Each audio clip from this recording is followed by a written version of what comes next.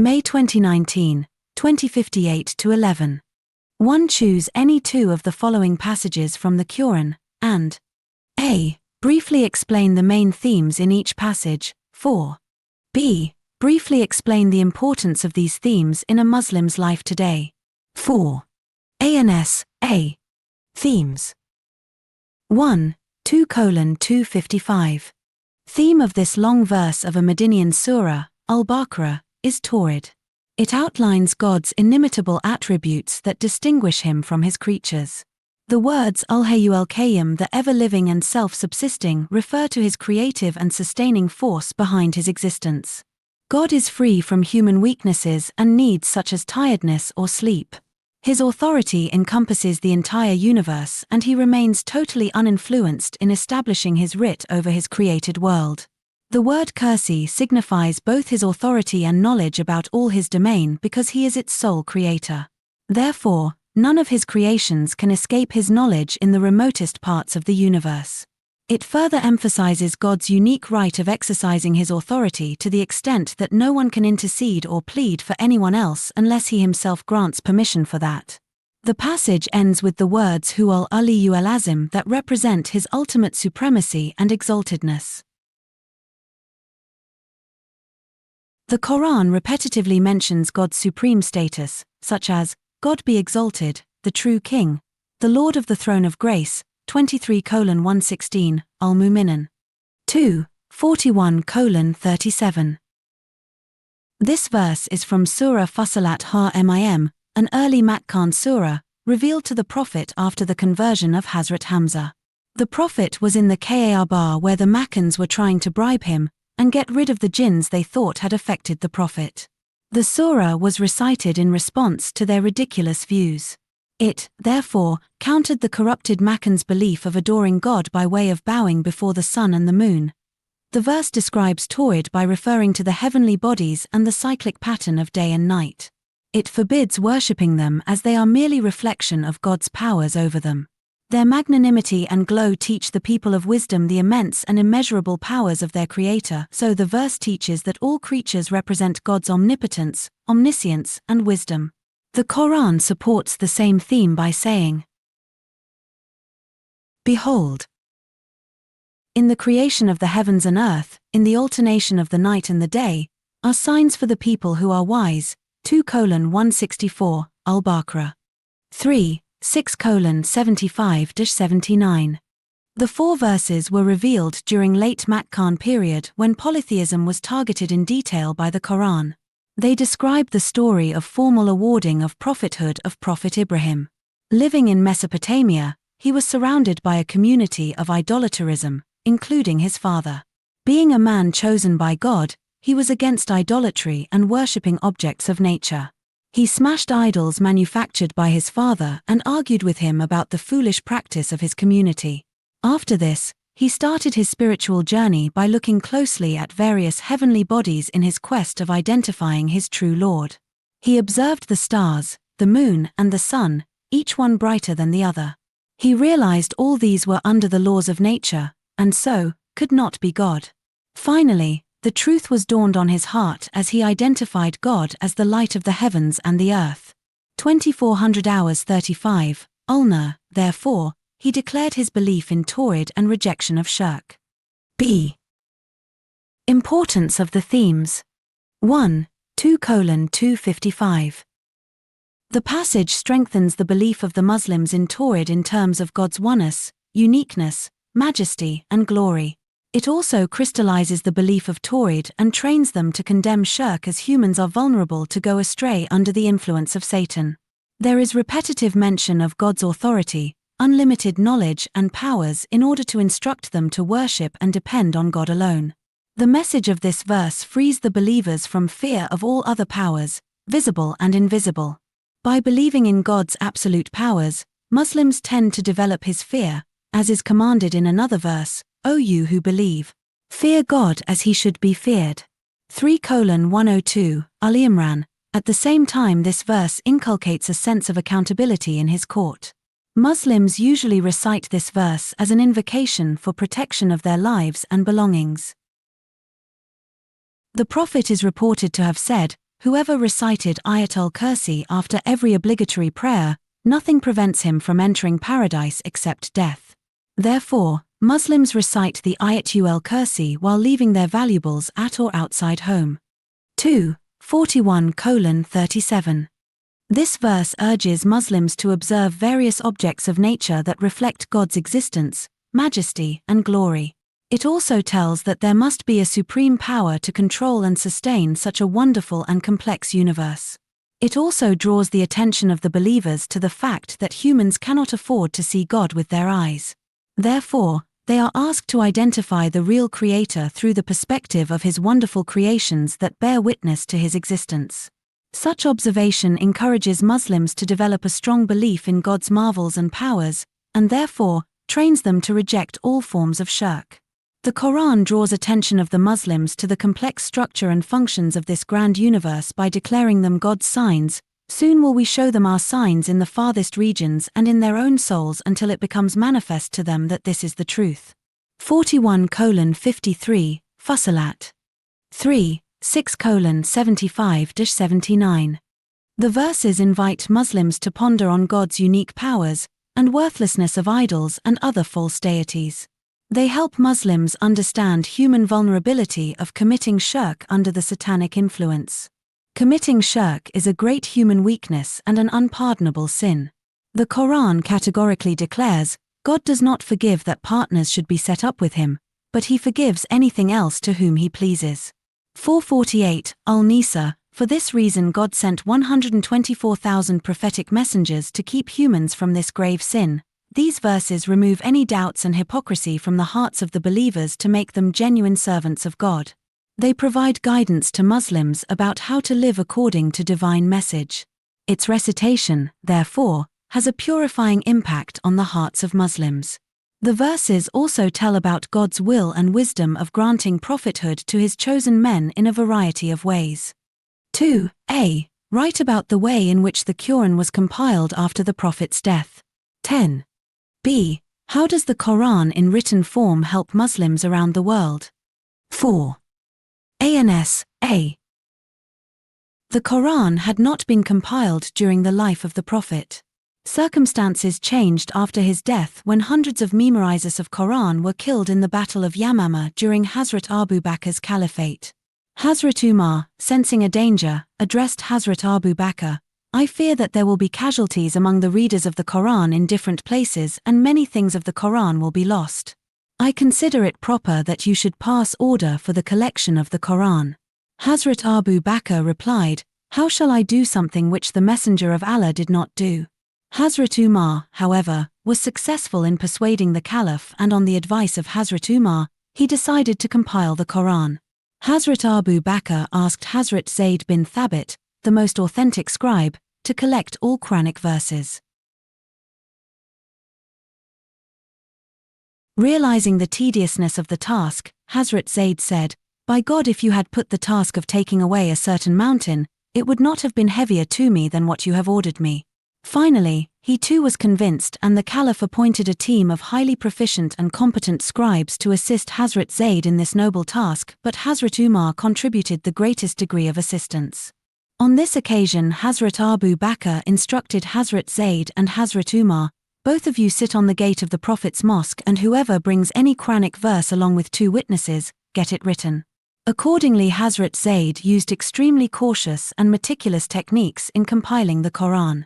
He used all the methods available and did not include any verse in his master copy of the Quran unless he had received written and verbal testimonies proving its uninterrupted succession.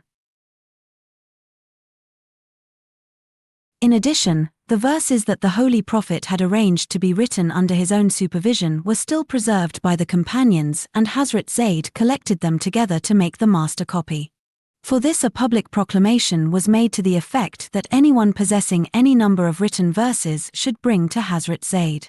When a written verse was brought to him, he would verify its authenticity by first testing its reliability against his own memory, and secondly seeking Hazrat Umar's endorsement, as the latter himself was a Hafiz. Thirdly, to make it totally flawless, he would seek 2 trustworthy witnesses who would testify to the fact that the particular verse had been written in the presence of the Holy Prophet, and finally, The written verses were matched with the collection that different companions had prepared for themselves. Each surah was written on separate folios, and so the copy was composed of many folios. In the terminology of the Quranic studies, this fair copy prepared by Hazrat Zayd is called the Mushaf, as it comprised several suhaf. The Mushaf had some distinctive features.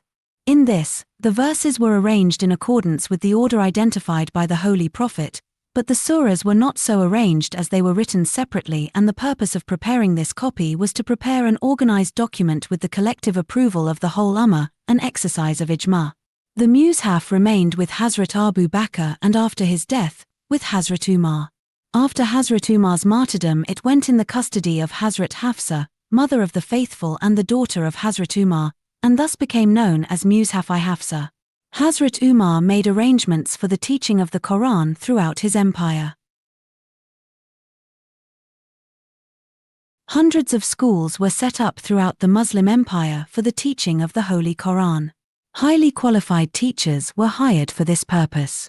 Those companions who had memorized the Quran were sent to distant places to teach the Quran. He introduced the institution of Taraweeh prayer in Ramadan, that offered a good opportunity to the memorizers of Quran to refresh their learning it by heart. During the Caliphate of Hazrat Uthman, 644 to 656 AD, the Muslim Empire had expanded enormously to several remote non-Arab areas. According to Sahih Bukhari, Hazrat Hudayfa bin Yaman had led an army to Armenia-Azerbaijan, where he witnessed disputes among the newly converted Muslims over the way the Quran should be recited. The Syrian troops followed the dialect of Miqdad bin Aswad and Abu al-Darda, whereas the Iraqi troops recited the Quran in the dialect of Abdullah bin Marzud and Abu Musa Ash'ari. Both groups, being recent converts, considered their respective dialect superior or accurate over that of the other group. Some of them went to the extent of declaring the others as pagans. Hazrat Hudayfa drew the attention of the Caliph towards a serious danger of disunity among Muslims. The Caliph acted quickly and appointed a team of Hazrat Zayd bin Thabit, Hazrat Abdullah bin Zubair, Hazrat Esaid bin Ulaz and Hazrat Abdurrahman bin Harith. This team prepared the copies of the Mushaf-i-Hafsa. In these copies the surahs were arranged in the order of recitation, Tartib-i-Tawqifi. These copies were sent to various provinces of the Muslim Empire along with the reciters in order to ensure a standard version of recitation. On Hazrat Uthman's orders, all the variants including many incomplete copies were burned. B. The Quran in written form helps Muslims locate and recite its surahs much more easily. It is easy to memorize it and teach others the art of recitation, too. Its copies are available in various sizes that Muslims can carry with them comfortably, like while traveling. Moreover, it is now available in digital form, too, and that has greatly increased its accessibility for Muslims and non-Muslims. The scholars who have command on Arabic language can write translations and tafsirs of the Quran. The Quran has retained its originality mainly due to its availability in a book form. Muslims through several centuries have been keeping the same Quran that was revealed on the Prophet. Finally, it is a fulfillment of one of God's declarations about Quran being easier to learn, and we have certainly made the Quran easy for remembrance, so is there anyone who will be mindful? 54:22, Al-Qamar. 3a. Describe the events of the Prophet's night journey and ascension, Al-Isra wal-Miraj, 10. B. Why do you think it was important for God to take the Prophet on this journey? 4. A. A couple of years before the Hijra, on 27 Rajab, 621 AD, the Prophet was taken on a special heavenly journey. The Holy Quran refers to this incident at a few places, but the details are given in the Hadith literature. The Quran mentions the Isra component journey from the Kaaba to Jerusalem in Surah 17, Isra Bani Israel, glory to the one who took his servant for a journey from the sacred mosque, in Mecca, to the farthest mosque, in Jerusalem, whose precincts we blessed, in order that we might show him some of our signs, 17:1, Al-Isra. According to the Ahadith, the Prophet was asleep in Al-Hatim, a semicircular wall opposite the northwestern wall of the Kaaba where he often went to sleep. Then suddenly Angel Jibril awakened him. He split open his chest, took his heart out, washed it in a gold tray full of belief and replaced it in his chest. Hazrat Jibreel asked him to ride the Burak, lightning mount. It was a white beast looking like a mule. It bucked when the Prophet came to mount it. Hazrat Jibreel admonished it. Burak immediately let the Prophet mount it. Its speed can be imagined by the fact that its step reached the farthest point within the reach of its sight. The Prophet and Jibreel left for Jerusalem. During his journey, the Prophet was shown the city of Yathrib Tabor, a land filled with date palms. Jibreel asked the Prophet to perform 2 rakat of prayer. After some time, they reached another city. Then Jibreel told him that it was the site of the tree of Hazrat Musa in Al-Madian. Then at another place, Jibreel asked him to offer 2 rakat of prayer and told him that it was the Mount of Sinai where God spoke to Hazrat Musa. Then they reached the land of Syria and Jibreel asked him to offer 2 rakat prayer and told him that it was Beit Laham Bethlehem where Hazrat Isa was born. Finally they reached the temple of Solomon Masjid al-Aqsa, in Jerusalem. He entered it from its southern gate. He offered 2 rakat prayer in the mosque. Then Jibreel offered him 2 vessels, one of milk and the other of wine. He chose the vessel full of milk and drank all the milk, and Jibreel said, "You have been guided to the Fitra." Then, from the center of the rock, he was taken by Burak to the heavens. As they reached the first heaven, their identity was asked, and it was asked, "Has Muhammad been called?" Jibreel replied in affirmative, and then it was said, "He is welcome. What an excellent visit his is." With this, the gate of the heaven was opened. The Prophet now proceeded and saw the earlier prophets on each heaven.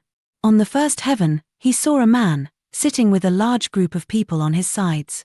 When the man looked at those on his right, he laughed, and when he looked at those on his left, he cried. The Prophet was told that he was Hazrat Adam. He then met Hazrat Yahya and Hazrat Isa on the second heaven. On the third, Hazrat Yusuf, on the fourth, Hazrat Idris, on the fifth, Hazrat Harun, on the sixth, Hazrat Musa, and finally, on the seventh, he met Hazrat Ibrahim. After this, they reached the point Sidra al-Muntaha, the lote tree, beyond which Jibreel could not go as his wings would burn.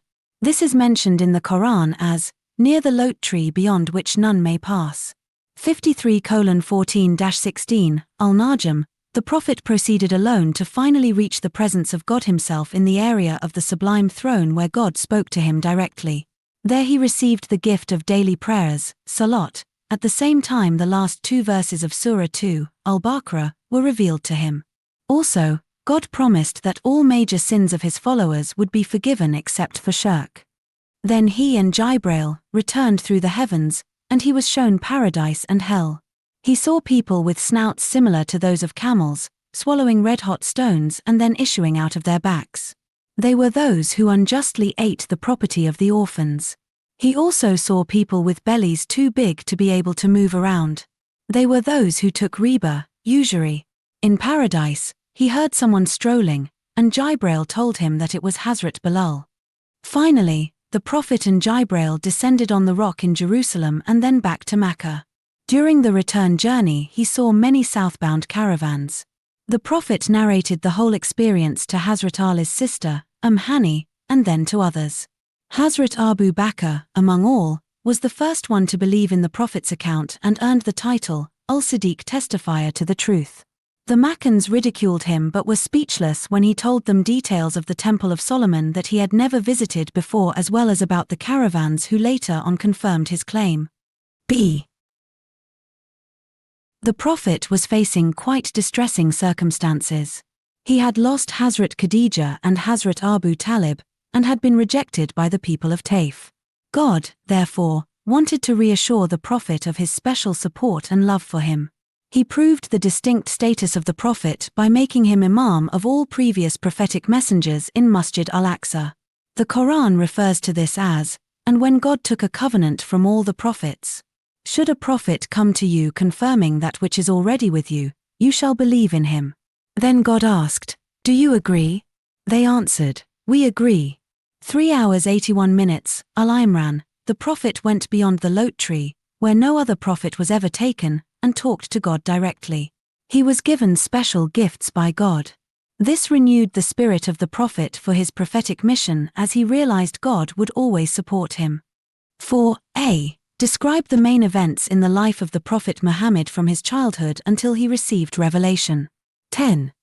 The Prophet faced challenges in his early years but maintained his good character. How can Muslims learn from this today? 4a. The Holy Prophet was born as orphan child of Hazrat Amina bint Wahab and Abdullah bin Abdul Muttalib in 570 AD, the year of the elephant. He was named Muhammad by his grandfather, Abdul Muttalib, Shayba, while Amina named him Ahmed. Hazrat Muhammad belonged to the Banu Hashim clan of the Quraysh, the most privileged tribe of Arabia. At the time of his birth, 14 minarets of the Persian royal palace were reported to have fallen, and the fire in the temples went out. Soon after his birth, Thuwabiya, a slave girl of Abu Lahab, suckled him for a few days. Later, according to the tradition of the time, he was given in the nursing care of Halima, a Bedouin woman from Banu Asad clan of Hawazin tribe. The Prophet's years of infancy had a pleasant effect on his health as he developed a strong physique. He also became familiar with the pure Arabic tongue, for which Banu Asad was famous, and this helped him become a wonderful orator. He had one foster brother, Abdullah, and 3 foster sisters, Anisa, Hudayfa and Al-Shama. He was weaned at the age of 2 and Halima took him back to his mother. However, she requested Amina to let baby Muhammad stay with her for some more years. In fact, Halima, in addition to the fear of the plague, wanted the blessings that the Prophet had brought to continue. Her livestock became active and productive. Amina allowed her to take back Muhammad. Several months later, a mysterious incident took place. Halima's son told her that 2 men in shining white garments took hold of Hazrat Muhammad and cut open his chest. They removed his heart, cleaned away a black clot and washed his heart and chest in pure snow from a golden platter. Halima rushed to look for young Muhammad. She found him a good condition though a bit pale. She was shocked by this incident and returned Hazrat Muhammad to his mother when he was about 6. The Prophet, later, explained this experience as part of purification of prophetic messengers. His mother lived with him for some months only. She took him visit his father's grave in Yathrib and, on her way back she fell ill and died, at Abwa, in 576 AD. Their slave girl, Baraka, brought him back to Abdul Muttalib in Makkah.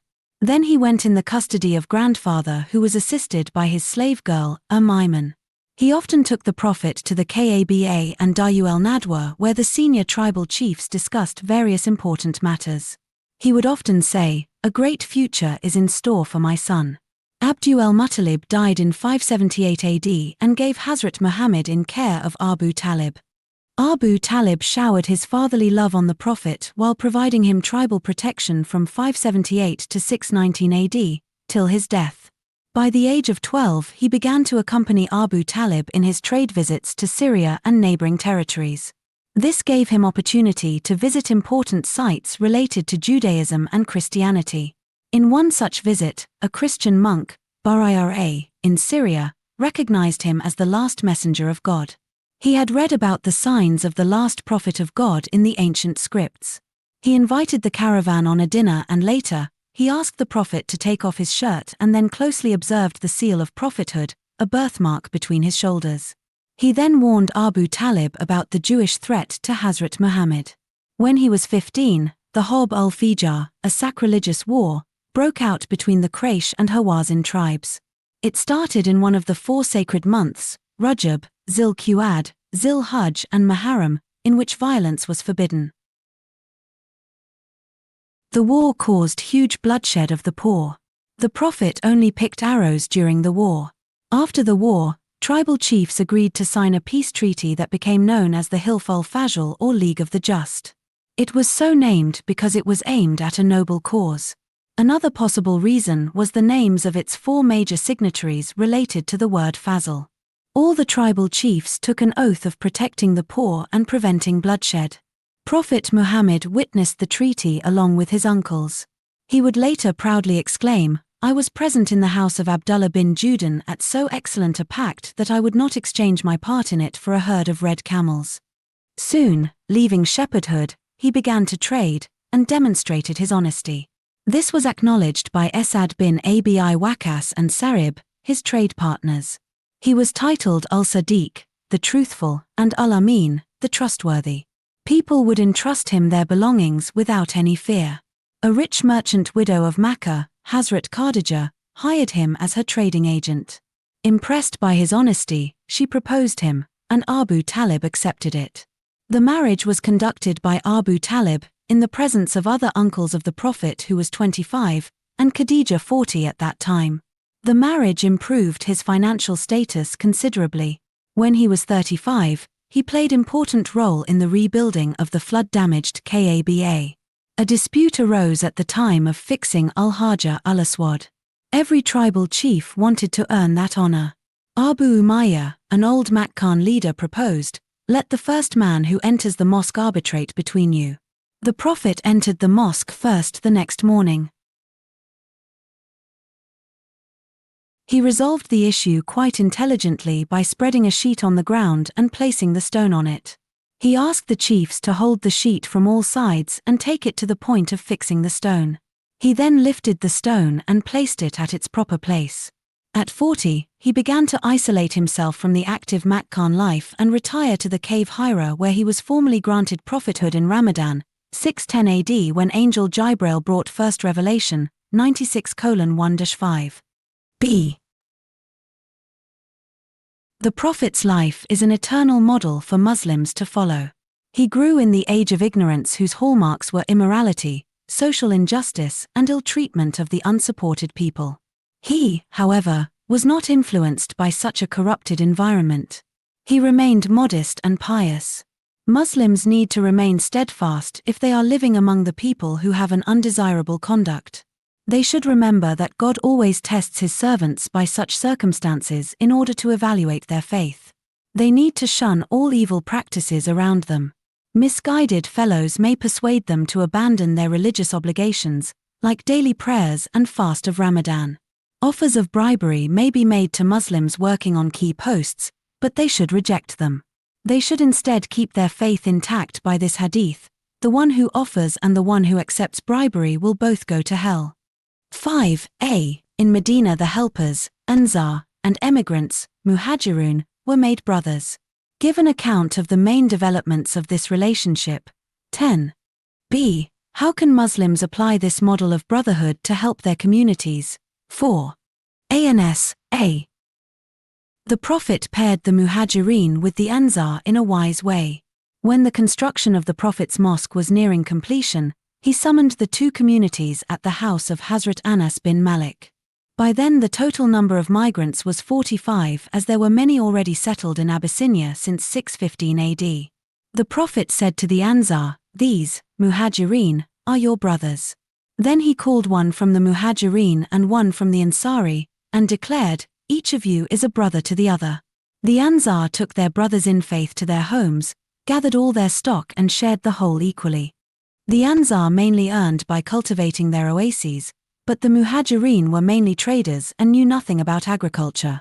So, it was decided that the Ansar would manage the whole business and give half the produce to the Muhajirin.